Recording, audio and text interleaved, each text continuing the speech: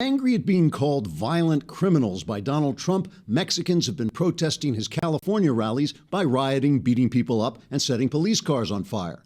This will teach Trump to call us gangsters, said one protester, shooting pepper spray into a child's face. If he calls us gangster again, me and my G's gonna bang him good and throw his sneakers on the phone wire. The Latino protesters were furious that Trump has been promising to build a wall between Mexico and the U.S. to prevent further illegal immigration. They gathered to show they should be welcome additions to their new country by waving Mexican flags and carrying signs that said, "Make America Mexico Again." How dare he refer to us as illegal, said one protester, just because we snuck into the country in ways that were against the law. Like all immigrants, we had to suffer through many hardships to get here, like hiding drugs in our lower intestines and engaging in running gun battles with Border Patrol agents. Protesters said they would continue to show that Trump's policies inspire violence by being inspired to violence by his policies. As one protester put it, we have just as much right to ruin this country as anyone. Why should only natural-born American college students be allowed to cause chaos and scream ignorant, destructive slogans at the top of their lungs? Hillary Clinton voiced support for the rioting Mexicans and anyone else who might help give her power and or money. Secretary Clinton said, quote, "These people are dreamers who dream of coming to this country and sabotaging our political process with riots. And what could be more American than that?" Mrs. Clinton added, "I support a $15 an hour minimum wage, so obviously we need illegal immigrants who can be paid less. Because if you think I'm shelling out $15 an hour to have the lawns mowed at my mansions, you are out of your mind." To be fair, while some of the rioting Latinos seem to be just the sort of lawless marauders Donald Trump has been railing against, others were gainfully employed. "I have a very good job," one protester said. "My employer is that fat-faced man over there with the funny orange hair. He paid me mucho dinero to riot because he said it would help him get elected president." Trigger warning, I'm Andrew Klavan, and this is The Andrew Klavan Show. Right. So that's what's happening here in California, where the election is going to be decided by my vote in a couple of weeks. We're here again, or are we? You can't tell unless you subscribe. You can't tell whether I'm here or not. This could be somebody just doing an imitation of my voice. If you subscribe, you get to watch as well as listen, and you can see me do hilarious things like this and like this. Boy, you don't know what you just missed. And also you get to participate in the show, because if you can leave us letters, messages, comments, and we will read them on the show and answer your questions, and all things will finally become clear. So we're going to Indiana this week, right? This is the Indiana primaries. Hooray!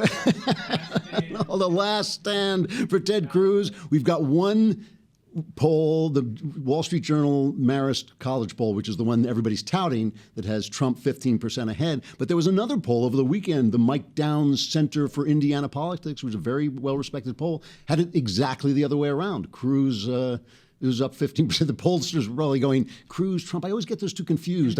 One of them's up. One of them's up 15%. That's what we know.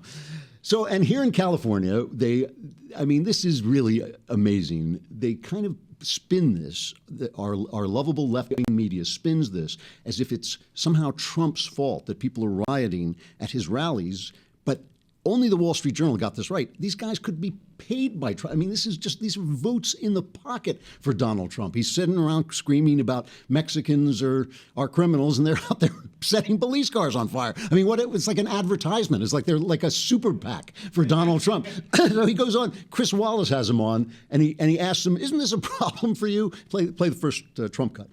Are you concerned that if you're the Republican nominee, these demonstrations could disrupt your campaign? No, we were at that particular moment. We had 31,000 people in the stands. It was packed. They've never had a crowd like that. It's the biggest crowd they've ever had. We had 31,000 people. We didn't have a riot. We didn't have anybody even raise their hand. It was like a love fest for an hour and a half. It was incredible. I didn't even see the riot. I guess it was, these are wise guys that stomp on policemen's cars, and it's a terrible thing that people are allowed to get away with this. These were professional agitators. They were wearing masks. The cops told me anytime you see a guy with a mask, you know he's a professional. And they were wearing masks. And these people have to be dealt with very strongly, because you can't allow that to happen to a police car, essentially. But this was an amazing evening where we had 31,000 people, and almost never, other than a couple of helicopter shots, did anybody see the crowd, the massiveness of the crowd, a record-setting crowd, and nobody even saw it. They only showed some guys making noise outside. So these were the gangsters. These weren't the gangsters he associated with in Las Vegas. These were the other, I'm sorry, Atlantic City. These were the other gangsters who were ruining his gathering. You know, I have to admit, I detest Trump. I really do. But this is what's so refreshing about his campaign. I mean, this is what makes Trump so interesting to watch, is that the press, you know, it used to be we had, the press was part of our life, but it wasn't like so pervasive as it is now. We didn't have media just surrounding, like we walk around now in this cloud of media. So our moral guides were people like priests and rabbis who, they may have been wrong, they may have been bad guys themselves, but at least they spent their lives, the best of them certainly spent their lives studying the ancient moral texts, studying our values, and coming out and trying to guide us in how to have what we've had for the past 20 to 40 years has been politicians and journalists telling us about. I mean, the idea of politicians telling us about morality is laughable on its face. And journalists, too. You know, I mean, these guys, every time I hear Barack Obama make a speech where he says, that's not who we are, I find myself thinking, well, it's who I am. You know, I mean, it's who everybody I know is. Maybe it's just not who people in Washington are. You know, like maybe you're just you're just being lofty because you don't have to deal with the problems that the rest of us are facing. So, over the weekend there was this thing that they have every year, the White House Correspondents' Dinner. And every year, I hate the way this thing gets covered, because this is supposed to be a place where the reporters and the politicians get together and make any joke they want about anybody. And so it's always supposed to be kind of freewheeling, and you know, people will say anything about anybody. And every year, the press tries to make us shocked by it. Usually, if it's a left-wing president, the right-wing press tries to make us shocked. And if it's a right-wing president, the left-wing, oh my gosh, he said this, he said that. So this year, there's always a comedian who runs the thing. This year, it's this guy, Larry Wilmore, he now runs The Daily Show, right? This guy, the only thing that shocked me about this guy is how unfunny he is. This guy is not funny. He is like zero. It's what we used to call a cheek sucker, because instead of making you laugh, he makes you go like that, which you could see if you would only subscribe. What a thrill that would be. So we can just play. Everybody got shocked at his little conclusion. This is Larry Wilmore's ending speech. I've always joked that I voted for the president because he's black, and people say, "Would you agree with his policies?" And I've always said, "I agree with the policy that he's black." I say, as long as he keeps being black, I'm good. People say, what about Iraq? Is he still black? But behind that joke is a humble appreciation for the historical implications for what your presidency means. When I was a kid, I lived in a country where people couldn't accept a black quarterback. Now think about that. A black man was thought by his mere color not good enough to lead a football team. And now, to live in your time, Mr. President, when a black man can lead the entire free world.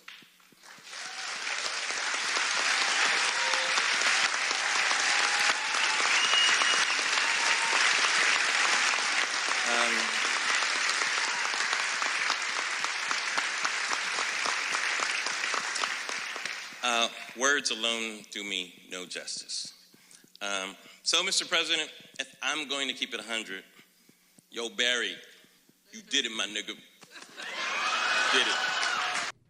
So everybody got upset that he uses the N-word and this, you know, who cares? It's that's the whole point of the gathering. That's not what bothers me. What bothers me is the cheering press. This press is so inside Obama's pocket. They're so in. And listen, I'm proud to live in a country. We're the only country in the West, only major Western country that would, that really doesn't care whether the guy's black or not. My feeling was like, yeah, it's amazing we had a black guy lead the country, but did he have to lead it so badly? Did he have to do such a crappy job? I mean, the economy's, just like trembling on the brink all the time. The Middle East is going up in smoke. That was nowhere to be seen. It was as if this were just a triumphal final. This is obviously his final White House dinner. Now, the other thing is Obama is great at these things. We on the right find him so distasteful, just his personality so distasteful, that we don't like to give him credit for anything. But he's genuinely got a good sense of humor. He's got good writers, and he's got good delivery. Now, here's what he said. Play the first of Obama's cuts. Here's his part of his joke routine. I won't lie. Look, this is a tough transition. It's hard. Key staff are now starting to leave the White House. Even reporters have left me. Savannah Guthrie, she's left the White House press corps to host the Today Show. Norah O'Donnell left the briefing room to host CBS This Morning. Jake Tapper left journalism to join CNN. Funny line, but also the truth. The truth. There is a revolving door between Democrat administrations and the media. That is who the media is, you know, and that's the problem. That is the thing we're facing. At the end of this, well, play it, then he says it seriously at the end. Play the last part.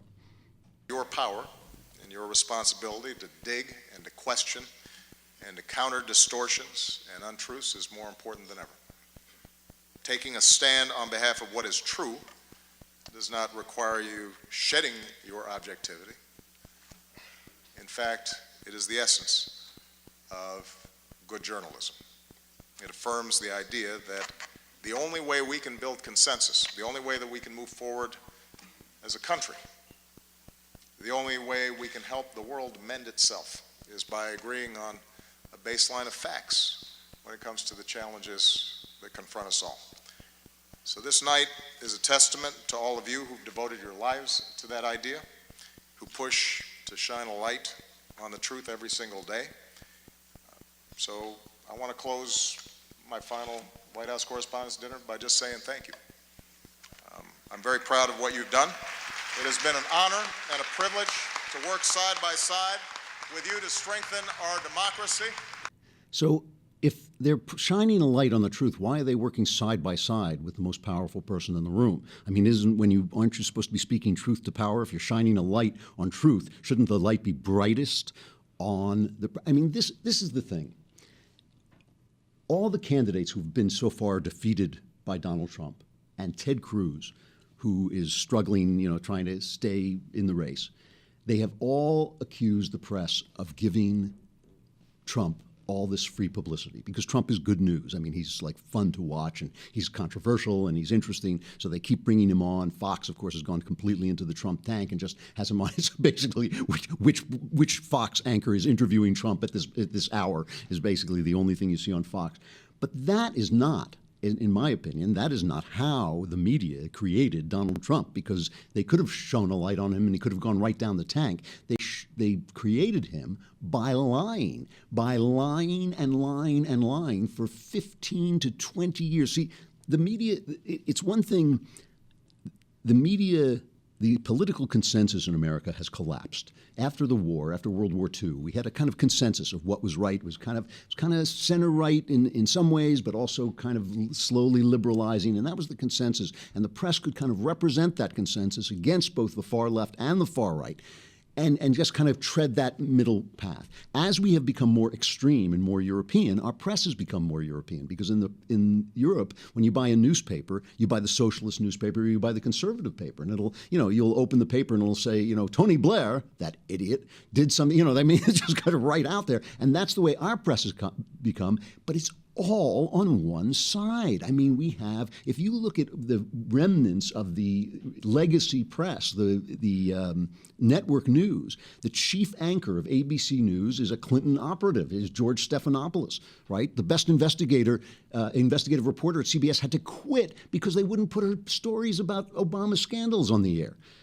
The guy who used to be, what's his name, Brian Williams, who he got fired for lying, but he didn't get fired when he bowed to the president. He actually bowed to the president like a courtier, you know, to his king, you know, yes, Mr. Oh, yes, Mr. That's who these guys are. That's who they are. And so they've lied. And all through the Bush administration, we got these non-scandal scandals, right? Remember, Joe Wilson wrote that op-ed in the New York Times about how Bush had lied about yellow cake being sold in Africa to Saddam Hussein. Turned out Bush was absolutely right. So to cover up the fact that Bush was absolutely right and Joe Wilson was absolutely wrong, they made this big fuss about the fact that Joe Wilson's wife was a CIA agent, Valerie Plame, and somebody mentioned, oh, there had to be an investigation. There was a prosecutor appointed. It was a nothing. It was a non-scandal scandal meant to distract us from the fact that Bush was right. 100 years of Democrat corruption, funneling funds that were supposed to go to the levees into the pockets of Democrat politicians. Hurricane Katrina hits, the levees break because these scum, this Democrat scum, has been filtering the money out of the city. Whose fault is it that New Orleans goes underwater, it's George W. Bush's fault. You know, everything, every single thing. Abu Ghraib, shameful. What was it? 5 guys, 10 guys who misbehaved at Abu Ghraib, and go on Amazon and look up Abu Ghraib. There's a shelf of books about, the road to torture, how torture became American policy. Why, it was all nonsense. Then compare that to the Obama administration, right? The IRS scandal. Any other president would be under fire for 8 years if he misused the IRS as Obama misused the IRS. Here it's like nothing to see. We'll report on it a couple of days. Other than that, just forget about it. The sale of guns, what do they call the Fast and Furious sale of guns, Mexican killers. A lawman was killed by those guns because of that stupid policy. Again, there would have been hearings. It would have been nothing. It's just a Fox News obsession. It's on Fox News, so it's not real news. It's not. They did this consistently, and now they're doing it with Hillary Clinton. Hillary Clinton, the emails, let alone you or I, would be in prison for doing what she provably did on the emails. But the fact that she lied to the parents of the Benghazi dead standing in front of their coffin, that's a horrible thing to do. And the fact that she has clearly sold government favors for donations to her foundation, again, there's no smoking gun. That's what they always say. There's no smoking gun. If it had been Bush, the smoking gun would have been in the hands of the New York Times reporters because they'd have been firing at Bush. It's like, bam, my gun is smoking because I'm coming after George W. Bush. Nothing. So it's compared to that fog of lies. It's in that fog of lies that Trump's blithering, loudmouth, bullying, name-calling sounds like telling it like it is. That's how, it's refreshing. David Brooks, who is, I don't even know what to call him. He was supposed to be the conservative columnist for the New York Times, but he's just, there's a writer named Gertrude Stein. She was famous for kind of nurturing Hemingway and that whole lost generation. She was an experimental writer. I just hate her work. I hate it. And one day my wife was looking at our shelves and she saw the collected writing of Gertrude Stein. She said, "You hate this. Why do you keep this on your shelf?" And I said, "Because there are many bad books, but there's only one worst book." It's like I just want Gertrude Stein on my shelf, so I have the worst book. David Brooks may now be the worst commentator in America. He wrote a piece that has to be one of the stupidest columns. He's talking about the fact that he didn't see Trump coming. He says, there obviously was something wrong. There was something wrong, and Trump is the wrong answer. But what's the right answer? So listen to this for a minute. Just listen to the pomposity and the sequestered consciousness. And he's complaining about the fact that he doesn't know what's going on in America. He says, "I was surprised by Trump's success because I've slipped into a bad pattern," says David Brooks. "I've been spending large chunks of my life in the bourgeois strata, in professional circles, with people with similar status and demographics to my own. It takes an act of will to rip yourself out of that and go where you feel least comfortable, but this column is going to try to do that over the next months and years. We all have some responsibility to do one activity that leaps across the chasms of segmentation that afflict this country." So he's going to find out what we need instead of Donald Trump. David Brooks is going to explain to us what all these people who are turning to Donald Trump, what they really need, because they're in pain. He says, we'll probably need a new national story. Up until now, America's story has been some version of the rags to riches story, the lone individual who rises from the bottom through pluck and work. But that story isn't working for people anymore, especially for people who think the system is rigged. I don't know what the new national story will be, but maybe it will be less individualistic and more redemptive. Maybe it will be a story about communities that heal those who suffer from addiction, broken homes, trauma, prison, and loss. A story of those who triumph over the isolation, social instability, and dislocation so common today. We'll probably need a new definition of masculinity, too. That's what I've been waiting for. I've been waiting for the New York Times to deliver a new, to put down their poodles and take their dresses off, and stop using the women's bathroom and come out and redefine masculinity for me.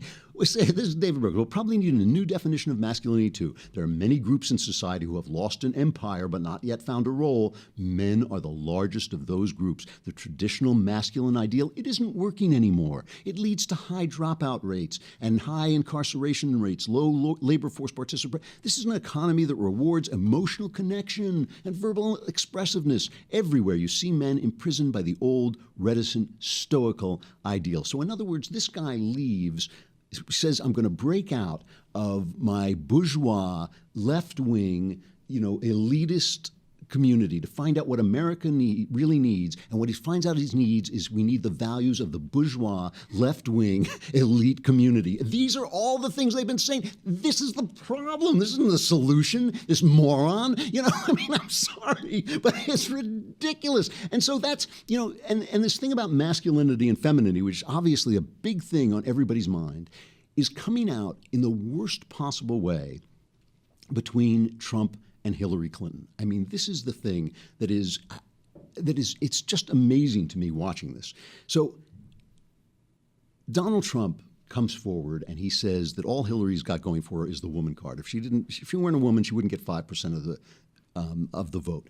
Once again, Chris Wallace comes after him, says, this is the problem with your campaign. How are you going to fix this problem? And here again is Trump being obnoxious but refreshing. Now, I got to tell you, strategists in both, if you consciously went about it, if you specifically planned, you couldn't have said anything that would drive your numbers among women even lower. Really? Okay, well, I'm my own strategist, and I like that, what I said, and it's true. I only tell the truth, and that's why people are voting for me. Wait a minute. And don't forget, in the Republican primaries, which I just beat Cruz by numbers that up like 50%, I was up by so much. I had 62 in New York, and I was 63 and 64. Mr. Trump, I mean, with all due respect, whether or not you like, let me just ask the question. But Chris, all of the polls coming out, I won with the women by landslides. I beat Cruz, and I beat I understand. But Hillary Clinton's a different deal. And regardless of whether you like her or not, or think that she should be president or not, to say, I mean, she was a senator, she was the Secretary of State for 4 years, to say if she were a man, she'd get 5%. Isn't that kind of dismissive? Well, Bernie Sanders said a lot worse than that. He said that she almost shouldn't be allowed to run, that she's not qualified to run. And she's not capable. I mean, Bernie Sanders, what he said was a lot worse than what I said, and I'm going to use that. We'll have that teed up. But Bernie Sanders said she shouldn't be allowed to run, that she's not capable. And what he said is incredible. It's a soundbite. It's an automatic. In fact, as soon as she said it, they broke in and they said, I can just imagine Donald Trump watching these statements Bernie Sanders has made, making about Clinton. So, look, she's a strong person. She's going to have to be able to take it. The fact is, the only card she has is the woman's card. She's done a lousy job in so many ways, and even women don't like her. So as Chris Wallace explained once again, and this is not an attack on Wallace. I mean, he's a good reporter, but all these guys have been saying, and women have been saying to Trump, shouldn't you stop doing what's causing you to be a success? Shouldn't you stop doing what's causing you to get votes? The polls say this, we say this, our values are this. That's not who we are. And he keeps winning. So no wonder, after all these years of lies, after all these years of lowlifes like journalists and politicians telling us who we are, to watch them get kicked to the curb is refreshing even to me, who basically thinks, yes, this guy is a mistake. This guy is just an imitation man. But he sounds like a man because he's dealing with these people. He's knocking down these pins. So now on the other side, you have Hillary Clinton. She's come up with her strategy of how she's going to do. She's going to mock him. She's handing out to her people. She's handing out women's cards, the woman's card, and all this stuff. And she comes on. I guess she's talking to Jake Tapper. And he asks her, how are you going to deal with these savage anti-female attacks from Donald Trump? And here's her response. I have a lot of experience dealing with men who sometimes get off the reservation in the way they behave and how they speak. I'm not going to deal with their temper tantrums or their bullying or their efforts to try to provoke me. He can say whatever he wants to say about me. I could really care less. I'm going to stand up for what I think the American people need and want in the next president. That's why I've laid out very specific plans. There's nothing secret about what I want to do with the economy, with education, with health care, with foreign policy. I've laid it all out there. and he can't, or he won't. I can't tell which. So we're going to talk about what we want to do for the country, and he can continue on his insult fest, but that's the choice he's making. So that she's going to be a castrating bitch. I mean, that's basically, I'm sorry.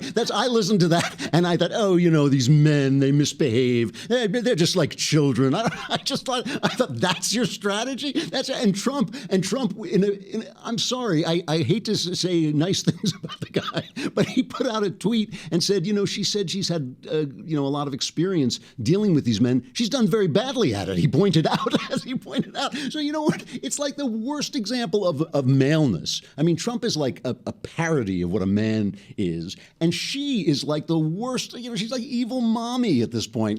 So it's like, I feel like the entire country is about to be plunged into the play Who's Afraid of Virginia Woolf. Have you ever seen the play Who's Afraid? You can see it. The movie is great if you ever want to watch it, but it's about this warring old couple. This old professor's just a battle axe wife and this drunken husband. They invite this nice, sweet young couple over, and they just get into a massive 2-hour fight, and that's what this is like. It's like, I've had enough of you men. Well, you think you're going to be president. There is no president. It's something you fantasize. We're living in Who's Afraid of Virginia Woolf, and it's just so. Anyway, the thing is, what we're going to find out if this continues, if Cruz doesn't stop it in Indiana, and even if he loses in Indiana, he may fight on and try and take away the convention. But if we wind up with Trump and Hillary, it's going to be a test. It really is going to be a test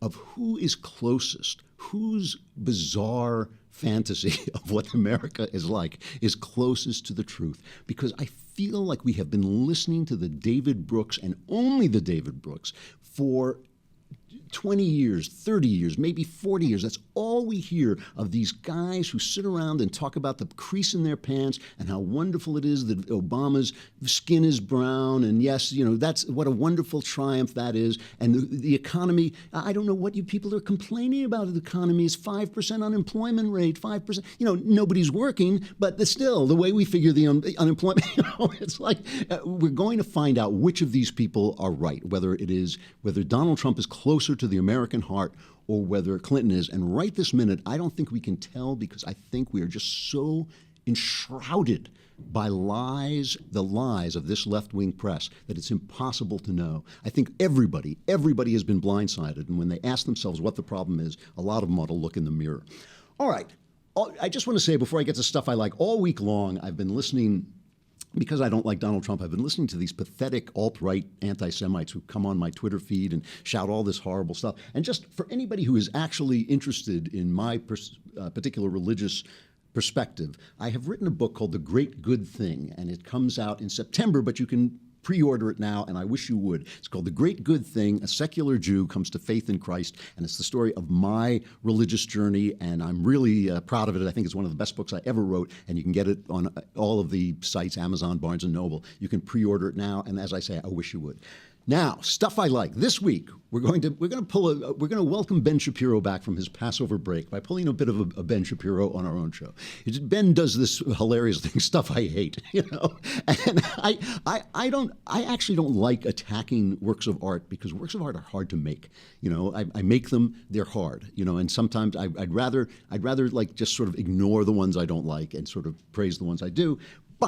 But this week, I would just like to take a look at a couple of works that have been super praised that I think stink. Okay, so this is stuff I like that I hate, or stuff you like that I hate. I mean, these are things that are listed maybe among the best movies, the 100 best movies. And the first one is one of my least favorite films, and I don't dislike it because I dislike it. I dislike it because it's bad. It's a bad movie, and the movie is American Beauty. This won the best film Oscar for 1999. Excellent performance by Kevin Spacey. Written by the guy whose name just went right out of my head. What's his name? Anyway, I'll come back to it. But he's done a lot of stuff since on HBO. a very highly praised writer. And American Beauty is about a suburban husband who has an affair with a young girl. Except the problem with it is that it's really about being gay, and it's a dishonest movie. That's what really bothers me about it. If you read the movie as a story about a married man who has an affair with a young boy, the whole movie makes sense. Now, basically, that doesn't bother me. We just talked about Who's Afraid of Virginia Woolf, also written by a gay guy, also could be seen as gay. One of the greatest American plays, Streetcar Named Desire, also written by a gay guy, clearly with a lot of gay imagery in it, but still, it applies to everybody. It's universal. Both Virginia Woolf and Streetcar Named Desire are universal plays because they found, these playwrights were brilliant, and they found the universal truths in all of this. Everything in American Beauty is false. Its depiction of the suburbs is from another time. It's from the 50s. It's totally dishonest. It reads as if a guy had never been in the suburbs. Its love affair between Kevin Spacey and the girl is also dishonest, very much really a gay love affair being kind of, with a woman playing the young boy's part. And most dishonest of all is this picture of Chris Cooper playing a Marine colonel, which is who hates gay people because he really is secretly gay. And this is just a gay fantasy that is complete nonsense. I mean, plenty of people just hate them because they hate them, and I'm not condoning it. I'm just saying it doesn't come out of anything itself. One of the silliest scenes in this movie is this one where Chris Cooper, as the Marine colonel, is attracted to Kevin Spacey and starts to think that maybe Kevin Spacey's making a pass at him. Yep, we missed it. Your wife is with another man and you don't care? Nope. Our marriage is just for show. A commercial for how normal we are when we're anything but.